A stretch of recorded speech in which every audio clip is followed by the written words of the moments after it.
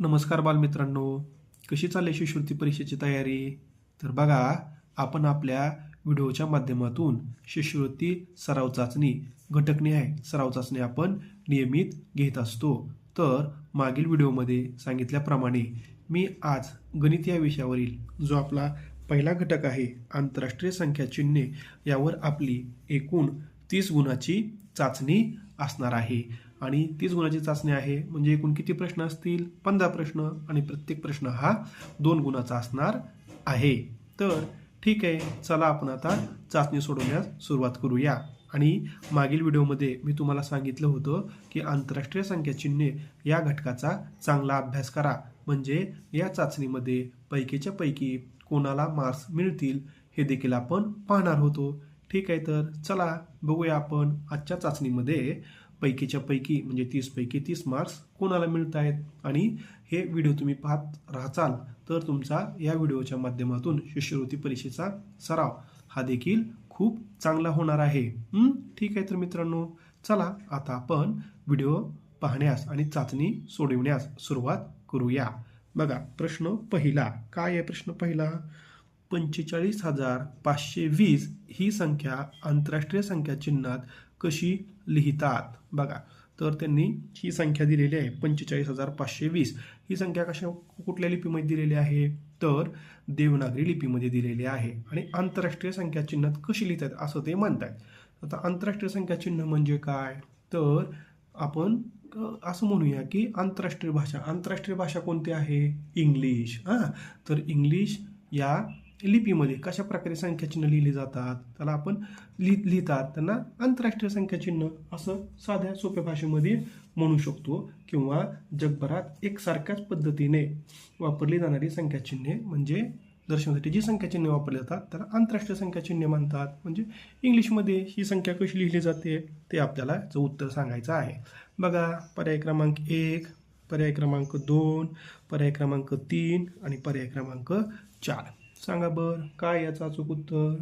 तर याचं अचूक उत्तर येत आहे पर्याय क्रमांक 3. ज्यांचं हे अचूक उत्तर आलंय त्यांचं परत अभिनंदन, खूप खूप अभिनंदन.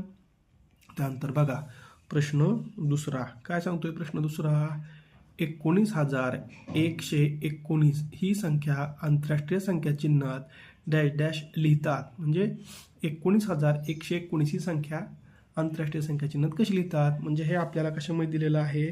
शब्दामध्ये दिलेलं आहे. तर ते आपल्याला अंकामध्ये लिहायचं आहे. पण अंकामध्ये लिहित असताना सुद्धा आपल्याला कसं लिहायचं आहे? आंतरराष्ट्रीय संख्या चिन्हात लिहायचं आहे. बघा, काय दिलं आहे पर्याय? बघा, पर्याय 1 तुम्हीच पहा. आता मी संख्या वाचली की तुम्हाला त्याचं उत्तरच येईल. पर्याय 1, पर्याय 2, पर्याय 3 आणि पर्याय 4. पहिले 4 पर्याय सांगा कोणता आहे अचूक पर्याय? तर याचा अचूक पर्याय येतो पर्याय क्रमांक 4. छान, ज्यांचं उत्तर बरोबर आलंय त्यांचं अभिनंदन. कारण ही संख्या काय आहे बघा बर, 19,119 बरोबर आहे. पण ही कशी आहे रे? देवनागरी लिपीमध्ये. देवनागरी लिपी म्हणजे काय? साधारणतः मराठी भाषेमध्ये जे संख्याचिन्ह वापरले जातात त्याला देवनागरी संख्याचिन्ह असे म्हणतात. तर देवनागरी संख्याचिन्ह मराठी, हिंदी आणि संस्कृत या भाषेमध्ये वापरली जातात. ठीक आहे, चला आपण आता प्रश्न तिसरा बघूया. काय प्रश्न तिसरा? भारतीय चलनी नोटांवरील क्रमांक कोणत्या संख्या चिन्हात असतात? आता भारतीय चलनी नोटा, आपण नोटा पाहितल्या ना तुम्ही? पैसे, रुपये म्हणतो आपण त्याला. तर त्याच्यावर जी संख्या चिन्ह लिहिली असतात ती कोणत्या भाषेमध्ये असतात? ती क्रमांक कोणत्या संख्या चिन्हात असतात? बघा, पर्याय क्रमांक 1 आंतरराष्ट्रीय, पर्याय क्रमांक 2 नागरी, पर्याय क्रमांक 3 रोमन आणि पर्याय क्रमांक 4 द्रविडी. सांगा काय याचं अचूक उत्तर? तर याचं देखील अचूक उत्तर आहे पर्याय क्रमांक 1 आंतरराष्ट्रीय. छान, ज्यांचं उत्तर बरोबर आलंय त्यांचं अभिनंदन. भारतीय चलनी नोटा, नाणी यांच्यावर आंतरराष्ट्रीय संख्या चिन्हामध्ये क्रमांक असतात. प्रश्न चौथा, आंतरराष्ट्रीय संख्या चिन्हात 5,500 टिंबटिंब किंवा डॅश डॅश अशी लिहितात. आता बघा, 5,500 कसं लिहितायत? तर पर्याय क्रमांक 1 काय दिलंय तुम्हीच बघा, पर्याय क्रमांक 2 बघा, पर्याय क्रमांक 3 बघा, आणि पर्याय क्रमांक 4. बघा, मी वाचून दाखवलेलं नाही मुद्दामून. जर वाचलं या संख्या वाचल्या तर तुम्हाला त्याचं उत्तरच कळेल. तर तिथं उत्तर तुम्ही शोधायचं आहे. बघा बरं, 5,500 कसं लिहित आहेत? काढलं उत्तर? तर याचं उत्तर येतंय पर्याय क्रमांक 2. 5,500 हे असं लिहिलं जातं. आता प्रश्न 5वा.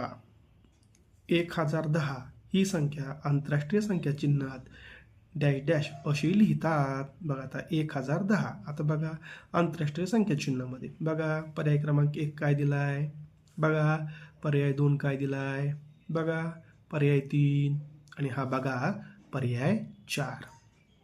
काढा काय अचूक उत्तर याचं? तर याचं अचूक उत्तर येतंय पर्याय क्रमांक 1. बरोबर ना? 1 साठी आंतरराष्ट्रीय संख्या चिन्हात हे असं 1 वापरलं जातं, 0 साठी असं 0 वापरलं जातं. आलायच मग हे तर. ठीक आहे. त्यानंतर बघा प्रश्न 6वा.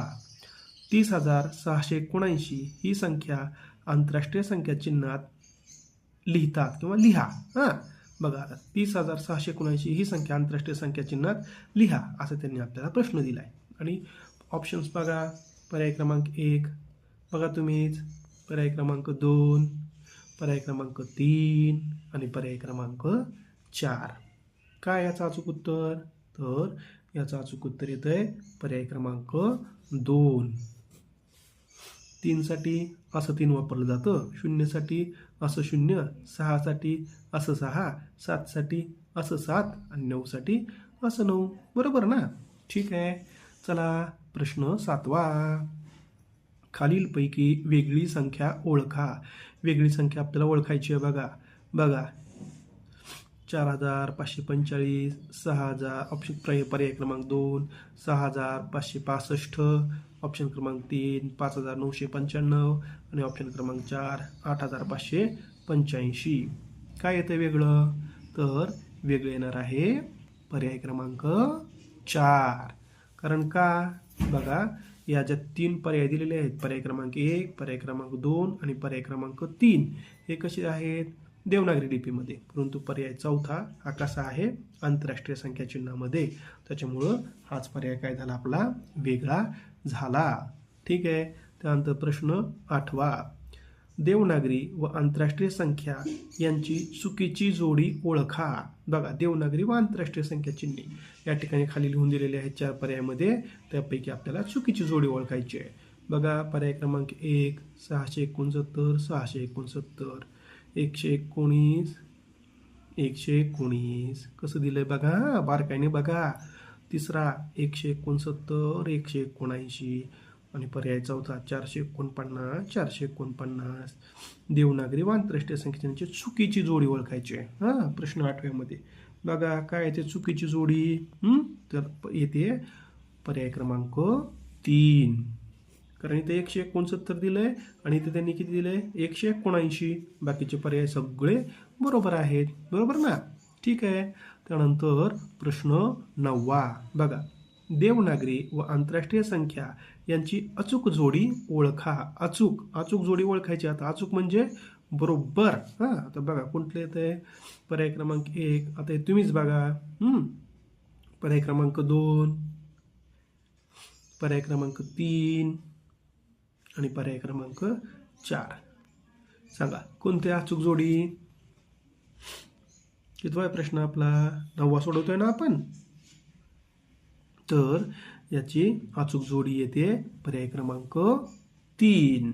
ज्यांचं उत्तर बरोबर आलंय त्यांचं अभिनंदन. पाहून घ्या एकदा. 3 साठी हा 3, 5 साठी हे 5, 7 साठी 7 आणि 8 साठी 8. छान. ज्यांचं उत्तर बरोबर आलंय त्यांचं अभिनंदन. त्यानंतर प्रश्न 10वा. आंतरराष्ट्रीय संख्या चिन्हात 120 शतक कसे लिहाल? आता बघा आंतरराष्ट्रीय संख्या चिन्हामध्ये 120 शतक कसं लिहाल असं म्हणता येते. पर्याय क्रमांक 1 बघून घ्या, पर्याय क्रमांक 2 बघा, पर्याय क्रमांक 3 बघा आणि पर्याय क्रमांक 4 बघा. बघा बर काय येईल अचूक उत्तर? तर याचं अचूक उत्तर येतंय पर्याय क्रमांक 4. 120 शतक. 120 शतक म्हणजे किती? 12,000. आणि ते कुठं दिलंय आपल्याला? इथं दिलंय. आणि इथं पण दिलंय, परंतु आंतरराष्ट्रीय संख्या चिन्हामध्ये, तर आंतरराष्ट्रीय संख्या चिन्हामध्ये हे आहे पर्याय क्रमांक 4 म्हणून हे याचं अचूक उत्तर झालं. तर बघा विद्यार्थी मित्रांनो, आत्तापर्यंत आपण 10 प्रश्न सोडवलेले आहेत आणि या 10 प्रश्नामध्ये ज्यांचे 10चे 10 प्रश्न अचूक आहेत त्यांना किती मार्क्स मिळालेले आहेत रे? त्यांना 20 गुण मिळालेले आहेत. आता अजून आपल्याला 5 प्रश्न सोडवायचे राहिलेले आहेत. आणि बघा मी तुम्हाला यापूर्वी देखील सांगितलंय की जरी मी या ठिकाणी पर्यायांना टिक मार्क करत असलो तरी तुम्हाला मुख्य परीक्षेमध्ये जी उत्तरपत्रिका दिलेली असते त्या उत्तरपत्रिकेवरील जे वर्तुळ असतात त्या अचूक वर्तुळ आपल्याला त्याचं म्हणजे अचूक पर्यायाचं उत्तर आपल्याला त्या ठिकाणी रंगवायचं असतं. ही गोष्ट लक्षात ठेवा. चला प्रश्न 11वा. गणपतरावांनी 58,960 रुपयांची खरेदी केली. ही संख्या आंतरराष्ट्रीय संख्या चिन्हात लिहा. बघा पर्याय क्रमांक 1, पर्याय क्रमांक 2, पर्याय क्रमांक 3 आणि पर्याय क्रमांक 4. काढा 11व्याचं अचूक उत्तर. तर अचूक उत्तर येते पर्याय क्रमांक 1. छान. त्यानंतर बघा प्रश्न 12वा. काय प्रश्न 12वा? आंतरराष्ट्रीय संख्या चिन्हे एकूण किती आहेत? एकूण आंतरराष्ट्रीय संख्या चिन्हे किती आहेत? पर्याय क्रमांक 1 9, पर्याय क्रमांक 2 10, पर्याय क्रमांक 3 100 आणि पर्याय क्रमांक 4 99. किती आहेत रे एकूण आंतरराष्ट्रीय संख्या चिन्हे? तर आंतरराष्ट्रीय संख्या चिन्हे एकूण आहेत पर्याय क्रमांक 2 10. छान. ज्यांचं उत्तर बरोबर आलंय त्यांचं अभिनंदन. त्यानंतर बघा प्रश्न 13वा.